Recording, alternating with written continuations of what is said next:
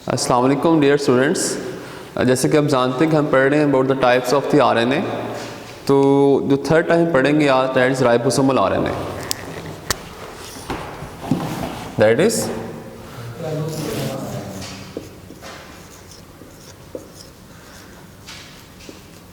Ribosomal RNA. It is abbreviated as, हम जानते हैं जितने भी आरएनए की टाइप्स हैं बेसिकली बन रही होती हैं फ्रॉम द डीएनए, और प्रोसेस कहलाएगा ट्रांसक्रिप्शन।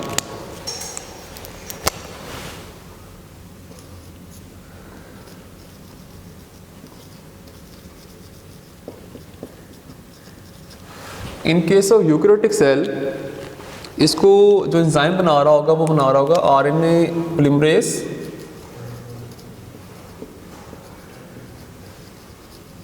टाइप 1। पर इनके प्रोकैरियोटिक सेल एक ही एंजाइम होता है आरएनए पॉलीमरेज, वो तीनों टाइप्स बनाता है, ribosomal RNA, messenger RNA, transfer RNA. अगर उसको डिटेल पढ़ने की कोशिश करें ना कि ये होता है किस तरह का है, राइबोसोमल आरएनए या कोई भी आरएनए की टाइप हमेशा सिंगल स्ट्रैंडेड होती है, पर समटाइम्स क्या होता है कि यहाँ पर ना लूप्स बन सकते हैं।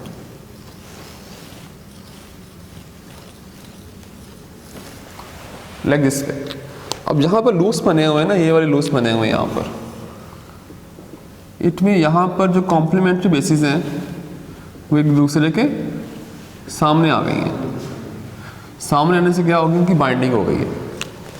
जैसे कि एडेनिन के सामने आ गई यूरासिल, गुआनिन के सामने आ गई साइटोसिन, तो यहाँ पर क्या आ गई है कॉम्प्लीमेंट्री बेसिस।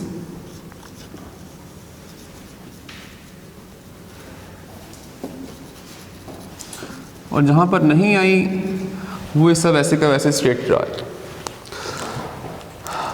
अगर हम इसकी देखें ना कि ये किस तरह बनेगा फ्रॉम द क्रोमोसोम,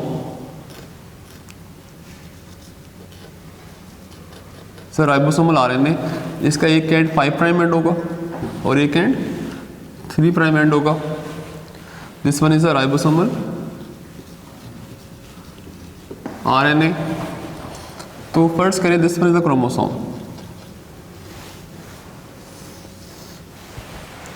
अब क्रोमोसोम पर मुख्तलिफ जीन्स होती हैं। हो सकता है ये वाली जो जीन है this is able to form messenger RNA, यहाँ पर जो जीन हो that is able to form transfer RNA, और यहाँ पर जो जीन मौजूद है इस एरिया में, this one basically forms ribosomal RNA. अब ये वाला जो पार्ट होगा क्रोमोसोम का जो कि राइबोसोमल आरएनए की इंफॉर्मेशन रखता है, इसे कहा जा रहा होता है आरडीएनए। क्या कहते हैं? RDNA. RDNA stands for ribosomal DNA, the part of DNA which will form ribosomal RNA. It's called ribosomal DNA. अब ये भी याद रखिए कि इनके ह्यूमन बीइंग हमारे पास 46 क्रोमोसोम्स होते हैं, उसके कितने सेट्स होते हैं? 2 हैं, 2 सेट्स होते हैं। We are diploid. हर क्रोमोसोम के पास आरडीएनए नहीं होता, यानी कि राइबोसोमल आरएनए की इंफॉर्मेशन नहीं होती। तो तकरीबन कोई ना अगर ओवरऑल देखें तो क्रोमोसोम नंबर 13, 14, 15, 21 और 22 इनके पास इंफॉर्मेशन होती है कि ये राइबोसोमल आरएनए बना सकते हैं। इतने इनके पास क्या होता है? Ribosomal DNA. तो टोटल अगर हम देखें तो पेयर्स बनेंगे इनके 5 और नंबर कितने बनेंगे? 10, क्योंकि ये भी होमोलोगस पेयर होगा, ये भी और लास्ट वाला भी।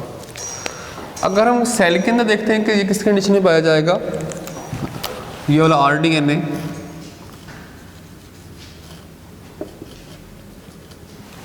तो let us suppose this one is a cell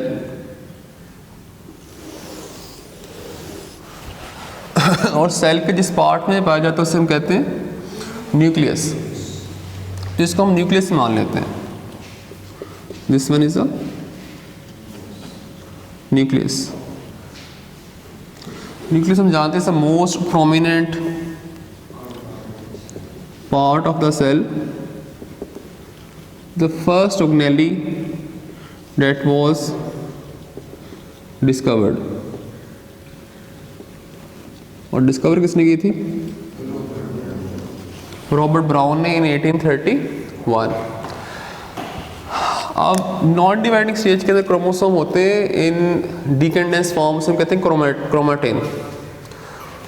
तो यहाँ पर क्रोमोसोम मौजूद हैं ओवर हियर, पर हम यहाँ समझाने के लिए इसको ऐसे बना लेते हैं।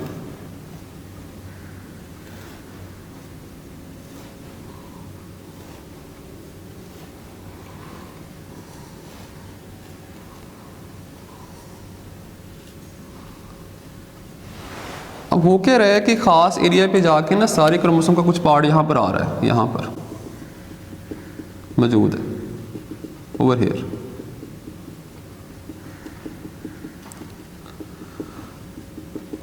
ये हिस्सा कुछ ज़्यादा प्रोमिनेंट हो जाएगा क्योंकि यहाँ पर सारे क्रोमोसोम इकट्ठे हो गए, कुछ पार्ट इकट्ठा हो गया, तो वहाँ से वो प्रोमिनेंट पार्ट नज़र आना शुरू हो गया बिकॉज ऑफ कंडेंसेशन। इस पार्ट को कहा जा रहा होता है RDNA। ये पार्ट बेसिकली बना रहा होता है न्यूक्लियोलस। क्या बनाता है? न्यूक्लियोलस के दो पार्ट होते हैं, एक बाहर वाला पार्ट होगा वो दानेदार होता है,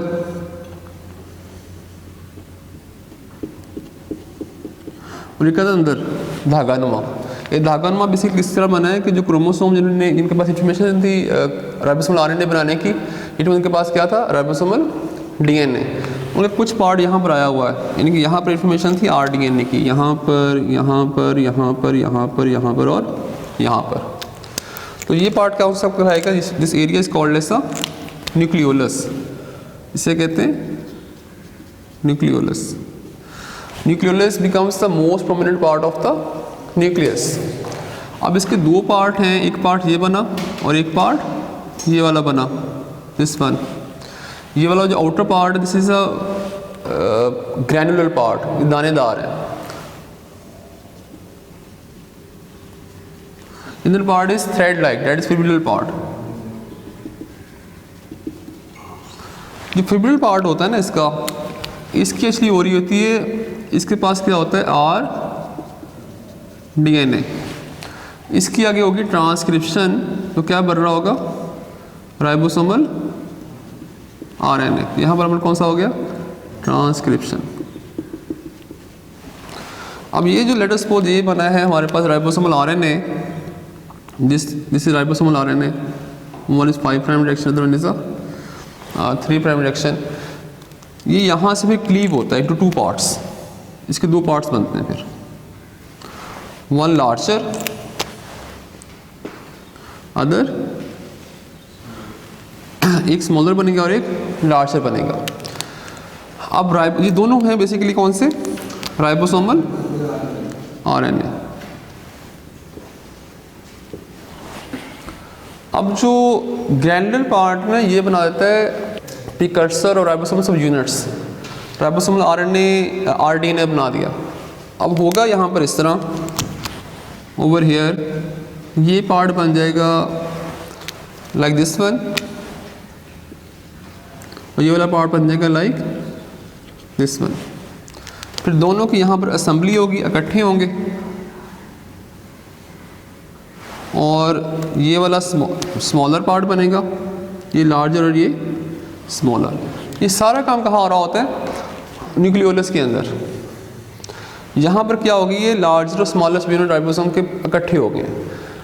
अब राइबोसोम बन कहाँ पर है? बेसिकली न्यूक्लियोलस में। That's why nucleolus is called as a factory of the ribosome. Next क्या होगा कि ये असेंबली कहाँ पर हुई? न्यूक्लियोलस के अंदर। अब यहाँ पर न्यूक्लियस में होते हैं पोर्स। क्या होते हैं? पोर्स। और यहाँ से बन के ये आ जाएगा into the cytoplasm. This area is the cytoplasm.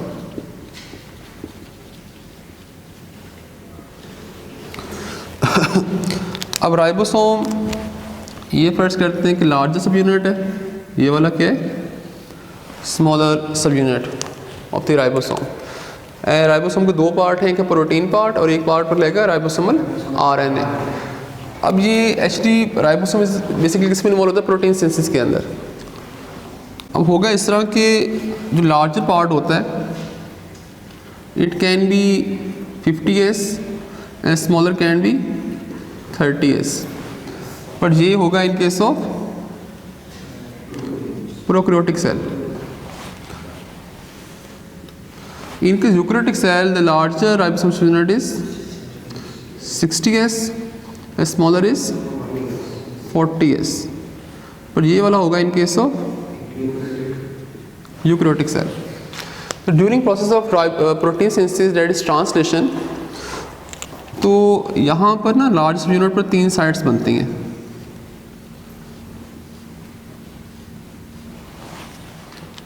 एक को कहा जा रहा होता है A side, other one is the P and the last one is the E side. जो स्मॉलर है इसके साथ बाइंड कौन करता है? mRNA। कौन बाइंड कर रहा होता है? तो फर्स्ट करिए यहाँ पर क्या मौजूद है? mRNA। इसका भी एक एंड क्या होगा? 5 प्राइम और एक एंड होगा 3 prime. Late us suppose this one is the 5 prime and this one is the 3 prime. ये इससे बाइंड कर रहा होगा स्मॉलर सब राइबोसोमल यूनिट के साथ। लार्जर पर आएगा ट्रांसफर आरएनए, तो पहला ट्रांसफर आरएनए कहाँ पर आ रहा होता है?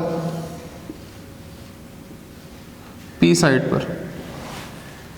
इसके बाद यहाँ पर होता है अमाइनो एसिड।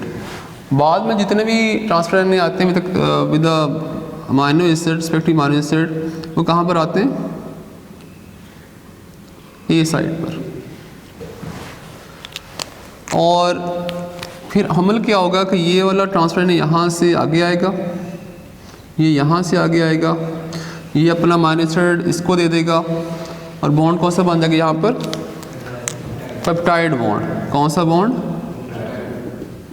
पेप्टाइड बॉन्ड बनाने में हेल्प कौन कर रहा है? बेसिकली लार्जर राइबोसोमल सब यूनिट। इसका कौन सा पार्ट कर रहा है? क्योंकि इसके भी दो पार्ट हैं लार्जर राइबोसोमल यूनिट के, एक है प्रोटीन वाला और एक है राइबोसोमल आरएनए।